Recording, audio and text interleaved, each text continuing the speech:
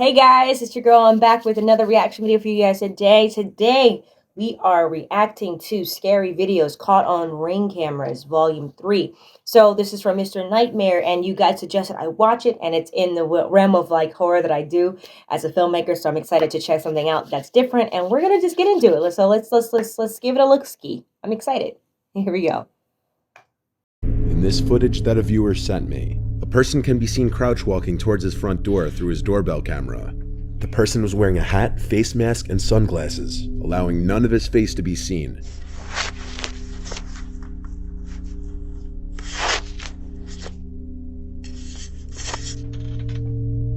After trying to open the front door and failing, the person starts to fiddle with the doorbell, noticing it's a video doorbell, so he probably tries to take it off.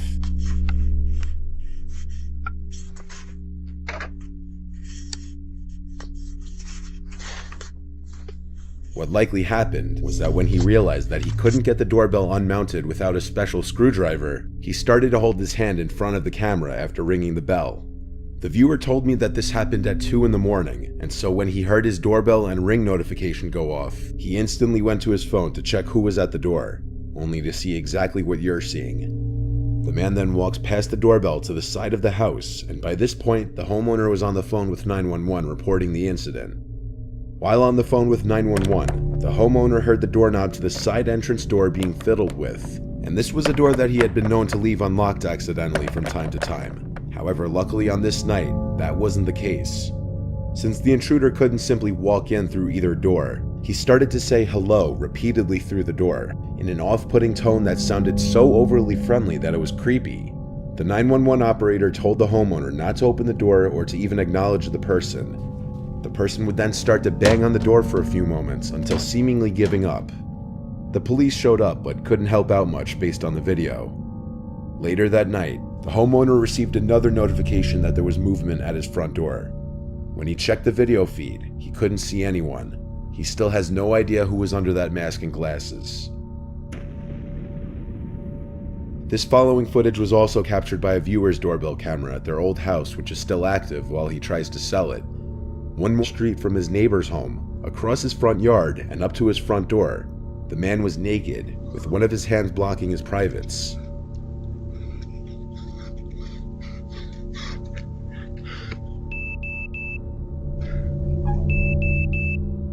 The footage was caught from 2 angles. He was arrested a short while later by local police, and was apparently high on crystal meth, and he had removed his clothing due to a fear of snakes being inside of his clothes. And he was running around the neighborhood knocking on doors and ringing doorbells yelling for help. The neighborhood is reportedly pretty quiet. The homeowner never had any sort of issues before this. In his words, he ran up my front yard onto my front porch and rang the doorbell. For the next minute or so, he was ringing the doorbell and knocking while pacing back and forth. He looked panicked, and his expression drifted from someone in pain to a look of pure crazy, and at one point said he needs help. After that, he ran off back into the night. The guy was picked up by an officer around 5 a.m. not far from his house. And this footage is why you always check who's at your door before you open it, especially if you have a doorbell camera. If someone who you don't know shows up to your door late at night, don't open it. Unfortunately, in this video, that's exactly what this homeowner did. Around 10 p.m. one night, a suspicious-looking hooded man approaches the front door of a random house rather quickly and aggressively, and he right away tries to open the door. After realizing it's locked, he goes to ring the doorbell. Disappointingly, the homeowner opens the door rather quickly instead of checking who's at his door at this hour first.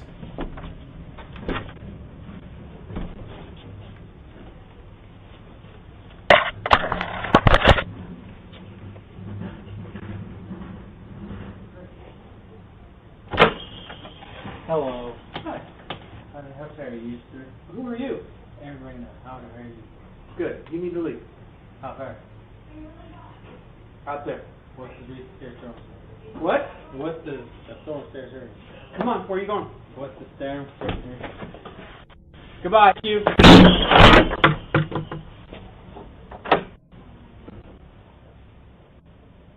The homeowner was likely too trusting a person, which put him in danger. Even his initial hi to the stranger at his door sounded overly friendly, considering the man was already creeping in the second the door was opened. Hello. Hi. The homeowner pushes the man out, causing him to punch the glass of the door before it's even fully closed. The man then stands there for another minute or so, fiddling with the doorknob a few times, though the rest of the footage is cut off. The dialogue is near impossible to completely make out, but it seemed the man was under the influence of drugs or alcohol, and was likely attempting to burglarize the home. The homeowner called the police, but the man was gone by the time they arrived. It's unknown if he was found.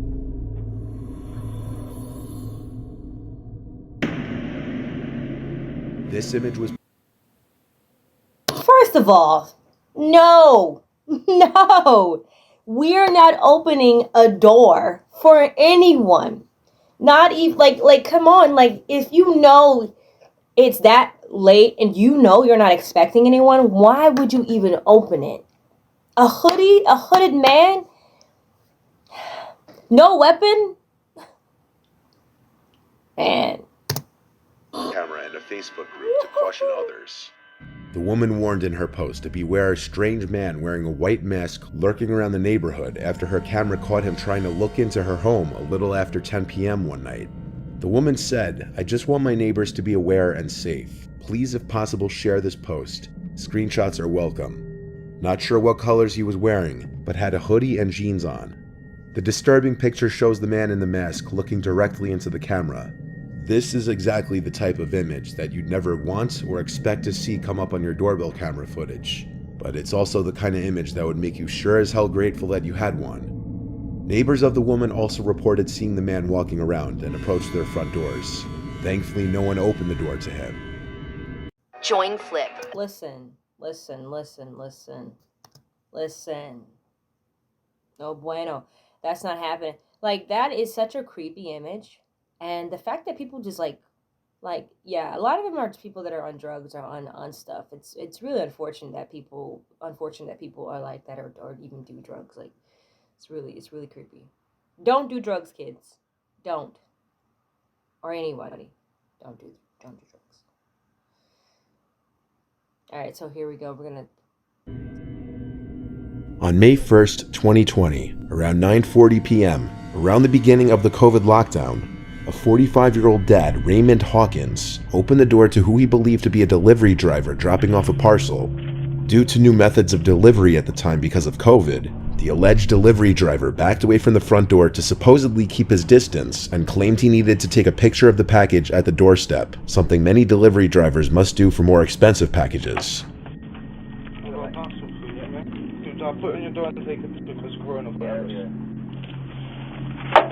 At this time, the father had his guard down due to the fact that he had no idea the man in front of him wasn't a delivery driver, and that he was in fact part of a gang that was about to storm into his house, all of whom armed with knives.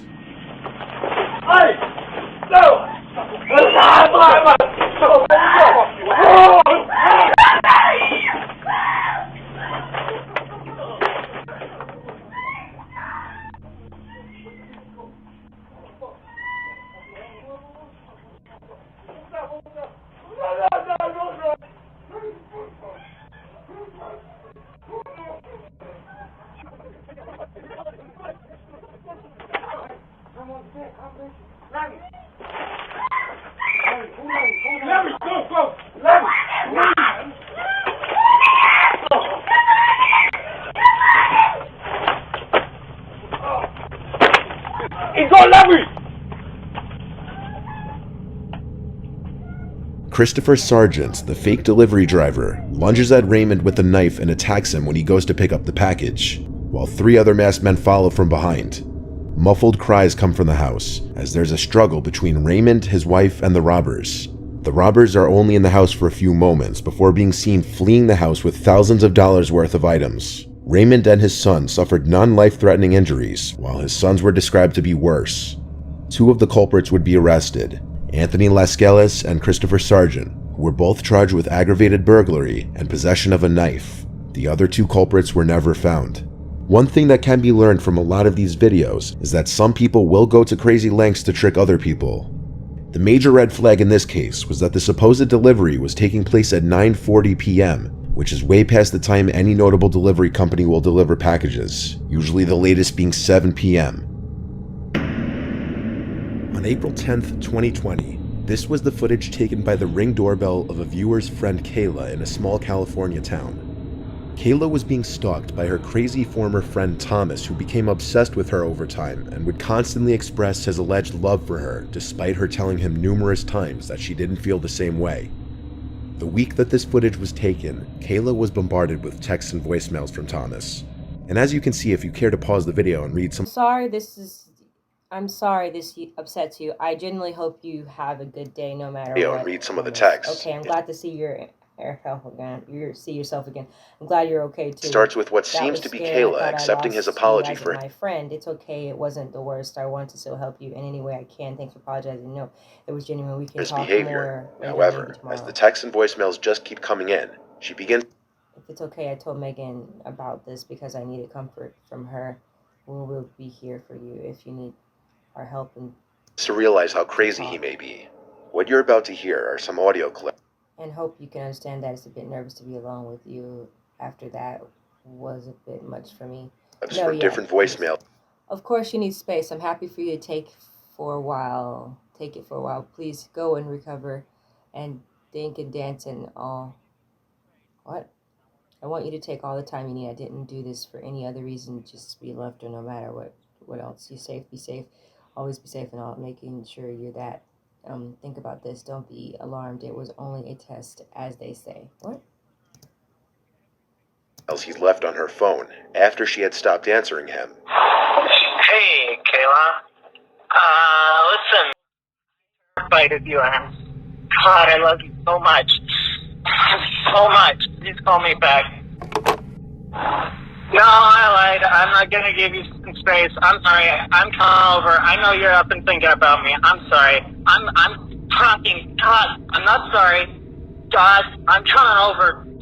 I'm already driving. I've been driving the whole time. God damn it. I'm coming over. I'm not gonna give you space. I know you called me back. I saw that. Yep. I know you're up thinking about me. God damn it. Oh, God damn it. I'm coming over. One way or another, I'm coming over. Whatever. God, I'm coming over. I'll see ya. I'll be there in like 10 minutes or whatever. I'm coming over right now. Damn it. I'll see ya. Bye. I love you. Rough road. Oh, it's a rough road. Fuck you, Kayla. I am fucking crazy. God damn it. Fuck you. I'll drive into the field. God damn it. Things like that, huh? Fuck you. Fuck you, Kayla. I am goddamn crazy. I'm crazy for you. God damn it. I'll do it. I'll do it for you. I am crazy. Oh, that would be a cop. That would be a cop. We just don't know.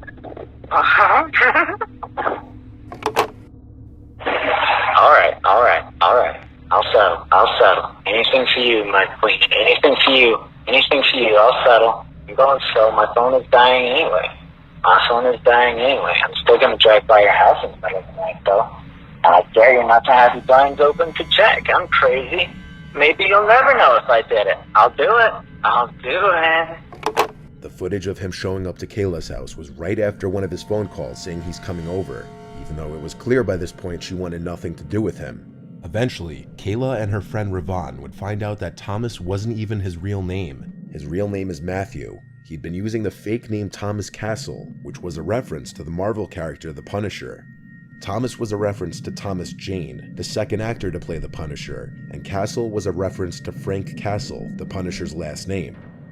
The fact alone that he had been using a fake name with his friend and supposed love of his life was already a huge red flag, and maybe a sign that he was hiding something in his life. The Ring footage was taken at 2 in the morning, and after leaving, he would go on to send some more texts, which would progressively get angrier. 4 days after this footage was taken, Kayla and her friend went to the police and filed for a restraining order.